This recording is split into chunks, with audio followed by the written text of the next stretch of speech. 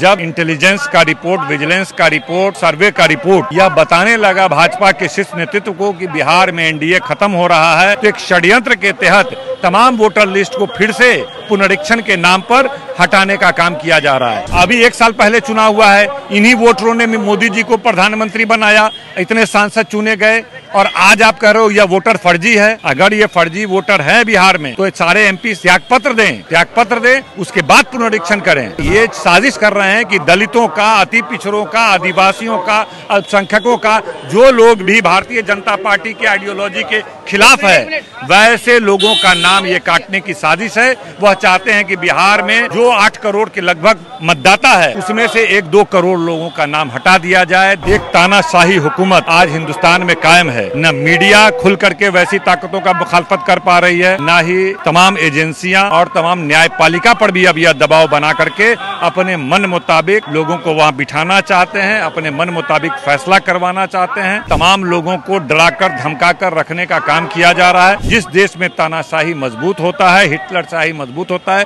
वह मुल्क तबाह हो जाता है। 20 साल में बिहार की हालत क्या है? नीतीश कुमार उस लोकतंत्र को कमजोर करने वाले के साथ हैं, जो संविधान विरोधी ताकत है उसके साथ हैं, जो धर्मनिरपेक्षता के खिलाफ है उसके साथ हैं। तो 20 साल तो दिया। आज बिहार सबसे गरीब, सबसे पिछड़ा, सबसे अशिक्षित, सबसे ज्यादा बेरोजगारी, सबसे ज्यादा पलायन, सबसे खराब कानून व्यवस्था, सबसे बदतर हालत में बिहार है। हमारे साथ आरजेडी के विधायक अख्तरुल इमान साहब हैं। आज जो भीड़ आई है, इसका क्या असर होगा? पूरे बिहार में, पूरे देश में इस कानून को काला कानून बता के प्रोटेस्ट किया जा रहा है। उसके बावजूद नीतीश कुमार जैसे लोग जो सेकुलर कहते हैं और कई दल के लोग जो अपने आप को सेकुलर कहते हैं, वह बेनकाब हुए हैं। तो आज मुत्तहिद होकर यह ऐलान हुआ है कि जो मौजूदा सरकार है, जिन लोगों ने यह काला कानून बनाने में मदद किया है, वैसे लोगों को उखाड़ फेंकना है। आने वाले दिनों जो चुनाव होने वाला है अक्टूबर-नवंबर में, इसी का संकल्प लेने के लिए सब लोग यहाँ जमा हुए हैं कि मौजूदा हुकूमत को, जिसने यह काला कानून लाया है, उसको उखाड़ कर फेंकना है। नई सरकार बनानी है, तेजस्वी यादव के नेतृत्व में सरकार बनेगी। इस काले कानून को फाड़ कर रद्दी की टोकरी में फेंकने का काम किया जाएगा। अब तो ये मामला जो है सुप्रीम कोर्ट में चला गया। हालांकि सुप्रीम कोर्ट भी सख्ती जो है सरकार के खिलाफ सख्त सवाल किए थे। क्या लग रहा है कि सुप्रीम कोर्ट जो निश्चित रूप से यह उम्मीद है कि भारत के संविधान के कई आर्टिकल के विरुद्ध यह कानून बना है और सुप्रीम कोर्ट निश्चित रूप से इसमें इंसाफ करने का काम करेगा, इस काले कानून को रद्द करने का काम करेगा। जब सुप्रीम कोर्ट ने सरकार से सख्त सवाल पूछे, तब निशिकांत दुबे हो या उपराष्ट्रपति हो, धनखड़ जी टिप्पणी कर रहे थे सुप्रीम कोर्ट पर, सुप्रीम कोर्ट के जज पर, तो वो इस तरह की बात कर रहे हैं। तो क्या सुप्रीम कोर्ट दबाव में आएगा? देखिए, जो हालात है मुल्क का, वह एक इमरजेंसी से भी बदतर हालात है और तमाम लोगों को डराकर धमकाकर रखने का काम किया जा रहा है। एक तानाशाही हुकूमत आज हिंदुस्तान में कायम है। न मीडिया खुल करके वैसी ताकतों का मुखालफत कर पा रही है, न ही तमाम एजेंसियां और तमाम न्यायपालिका पर भी अब यह दबाव बना करके अपने मन मुताबिक लोगों को वहां बिठाना चाहते हैं, अपने मन मुताबिक फैसला करवाना चाहते हैं। अवाम इन चीज़ों को देख रही है। जिस देश में तानाशाही मजबूत होता है, हिटलरशाही मजबूत होता है, वह मुल्क तबाह हो जाता है।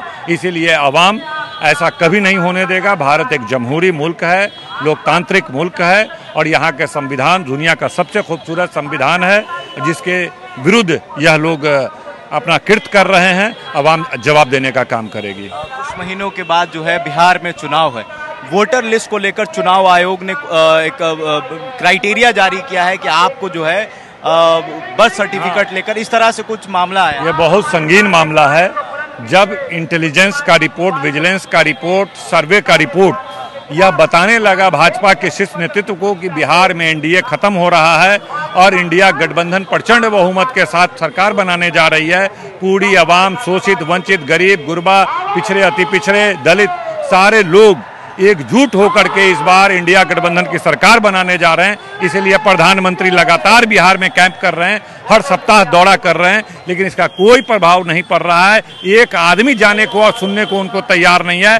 पैसा दे करके 100-200 करोड़ रुपए खर्च किए जा रहे हैं। सरकारी मुलाजिम जो हैं, कर्मचारी, उनका उपयोग करके, पैसे खर्च करके भीड़ जुटाया जा रहा है। इसीलिए उन लोगों को तमाम कोशिश जब नाकाम होती नजर आ रही है तो एक षड्यंत्र के तहत तमाम वोटर लिस्ट को फिर से पुनरीक्षण के नाम पर हटाने का काम किया जा रहा है।